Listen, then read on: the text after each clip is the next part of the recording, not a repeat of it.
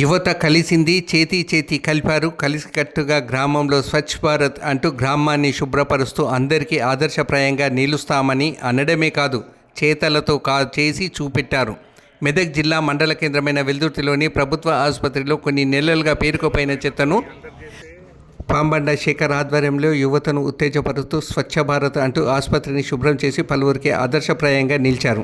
మొన్న సర్పంచ్ ఎన్నికల్లో ఓటమి పాలైన నిరుత్సాహపడకుండా ప్రజల్లో ఉన్నానంటూ ప్రజల్లో ఉంటూ ప్రజలకు ఆదర్శంగా ఉండేందుకు స్వచ్ఛ భారత్ కింద గ్రామంలో మొదటిసారి ఎంపిక చేసుకున్న ప్రభుత్వ ఆసుపత్రిని స్వచ్ఛ భారత్ కింద స్వచ్ఛందంగా క్లీన్ చేయడంతో గ్రామంలోని ప్రజలు యువతను కొనియాడుతున్నారు.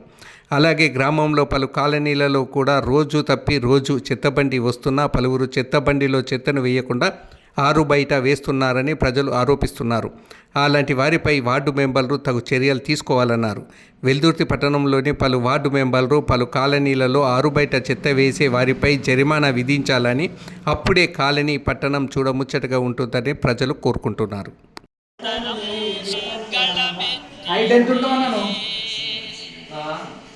లోకమే మారిపోదా,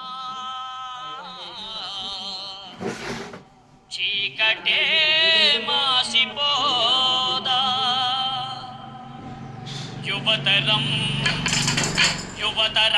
శిరమెత్తితే